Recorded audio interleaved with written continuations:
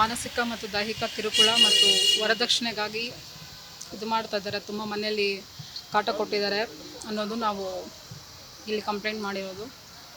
So ಅದರದ್ದೇ ಇವಾಗ ಪೊಲೀಸರು ಕರೆದಿದ್ದಾರೆ, ಅದಕ್ಕೋಸ್ಕರ ಬಂದಿದ್ದೀವಿ. ಏನಾಗಿತ್ತು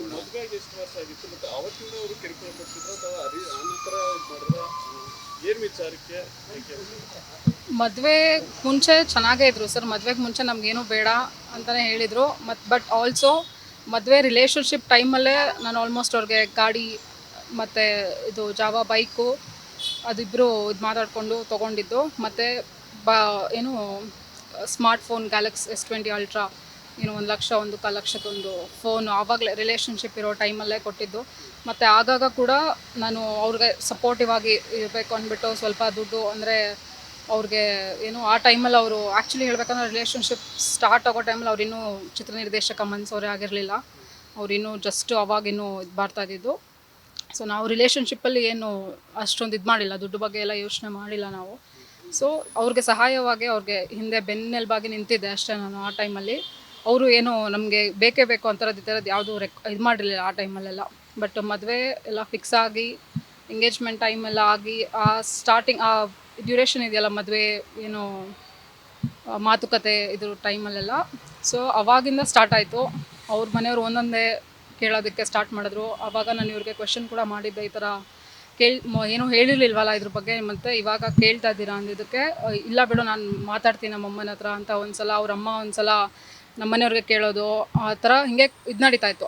ಅವ್ರನ್ನ ಕೇಳೋದು ಮತ್ತು ನಾನು ಇವನು ಕೇಳೋದು. ಸೊ ಹಾಗೆ ಕೊನೆಗೆ ಸರಿ ಬಿಡು, ಅವ್ರ ಮನೆಯವರು ಇವನಿಗೆ ಇದ್ದಿಲ್ಲ ಅಂದರೂ ಅವ್ರ ಮನೆಯವ್ರು ಅಟ್ಲೀಸ್ಟು ಏನೋ ಕೇಳ್ತಾ ಇದ್ದಾರೆ ಅಂದರೆ ಮಾಡಿಬಿಡೋಣ ಅನ್ನೋ ಸ್ಟಾರ್ಟಿಂಗಲ್ಲಿ ನಾವು ಕೊಟ್ವಿ.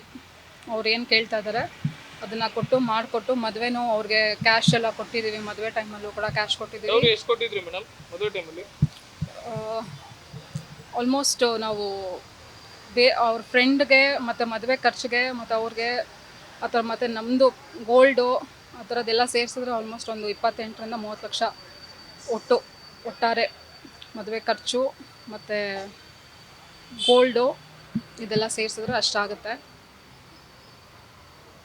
ಸೊ ಇದಾಯಿತು, ಮದುವೆ ಆಯಿತು. ಮದುವೆ ಆಗಿ ಆಲ್ಮೋಸ್ಟ್ ಡೇ 2ಇಂದನೇ ನಮ್ಮ ಅತ್ತೆ ಅವ್ರದ್ದು ಸ್ವಲ್ಪ ಸಮಸ್ಯೆಗಳು ಸ್ಟಾರ್ಟ್ ಆಯಿತು.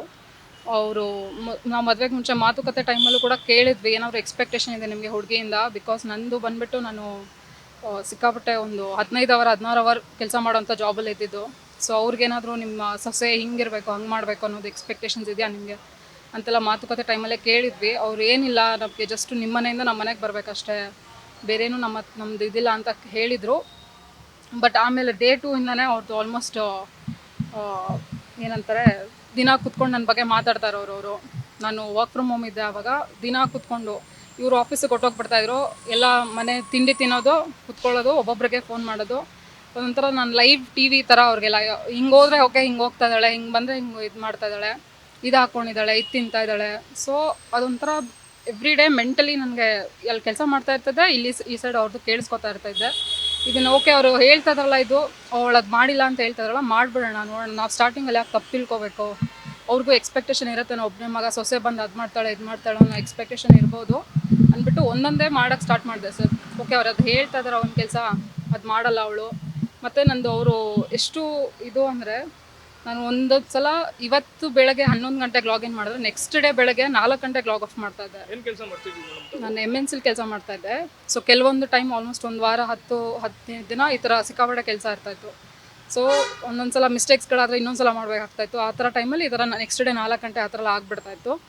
ಸೊ ಅವರು ನೋಡ್ತಾನೆ ಇರಲಿಲ್ಲ ನಾನು ಎಷ್ಟು ಗಂಟೆಗೆ ಮಲ್ಕೋತಾ ಇದ್ದೀನಿ ಅಂದ್ಬಿಟ್ಟು. ಆಲ್ಮೋಸ್ಟ್ ನಾನು 9 ಗಂಟೆ ಒಂದು 8 ಗಂಟೆ ಆ ಕಾನ್ಷಿಯಸ್ ಕೂಡ ಇರ್ತಾಯಿತ್ತು ನಂಗೆ, ಅವ್ರು ಏನು ಅನ್ಕೊಂಡ್ಬಿಡ್ತಾರೋ ಅಂತ. ಸೊ ನಾನು ಎದ್ದು ನನ್ನ ಕೆಲಸಗಳು ಸ್ಟಾರ್ಟ್ ಆದರೆ ಅದನ್ನು ಆಮೇಲೆ ಮಾತಾಡೋರು, ಆರಾಮಾಗಿ ರಾಣಿ ಥರ ಎಷ್ಟು ಗಂಟೆಗೆ ಎದ್ದಿದ್ದಾಳೆ.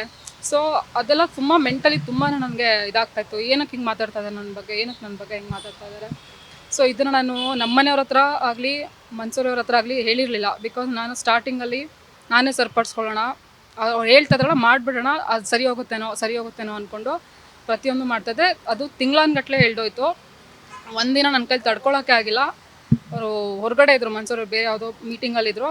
ನನಗೆ ಆಗದೇ ನಾನು ಕಾಲ್ ಮಾಡಿ ಹೇಳಿಬಿಟ್ಟೆ ಅವ್ರಿಗೆ, ಈ ಥರ ನನಗೆ ತಡ್ಕೊಳ್ಳೋಕ್ಕೆ ಆಗ್ತಾಯಿಲ್ಲ, ಮದುವೆ ದಿನದಿಂದನೂ ಇದು ನಡೀತಾನೆ ಇದೆ. ನಿಮ್ಮಮ್ಮ ದಿನ ನನ್ನ ಬಗ್ಗೆ ಮಾತಾಡ್ತಾರೆ, ಇಲ್ಲಿ ಮುಂದೆ ಮಾತ್ರ ಹೇಳೋದು ನಿನ್ನ ನನ್ನ ಮಗಳ ಥರನೇಮ್ಮ ಅಂತ ಹೇಳ್ತಾರೆ, ಬಟ್ ಅಲ್ಲಿ ಇನ್ನೊಬ್ರ ಹತ್ರ ಮಾತಾಡ್ತಾನೆ ಇರ್ತಾರೆ ಅಂತೆಲ್ಲ ಹೇಳಿ ಮಾಡೋದು ಬಂದು ನಾನು ಮಾತಾಡ್ತೀನಿ ಅಂತ ಹೇಳಿದ್ರು. ಬಟ್ ಇವತ್ತಿನವರೆಗೂ ಅವರು ನನ್ನ ಮುಂದೆ ಕೂತ್ಕೊಂಡು ಯಾವತ್ತೂ ಅವ್ರ ತಾಯಿಗೆ ಕೇಳಿಲ್ಲ, ಏನಮ್ಮ ಹಿಂಗೆ ಮಾತಾಡಿದ್ಯಂತೆ. ಅರೇಂಜ್ ಮ್ಯಾರೇಜ್ ಮೇಡಮ್ ಅಥವಾ ನೀವು ಮನೆಯವ್ರು ಮಾಡಿದ ಮದುವೆನಾ? Love come arrange marriage. News first ನಿರ್ಭೀತಿಯಿಂದ ನಿಮ್ಮ ಪರವಾಗಿ.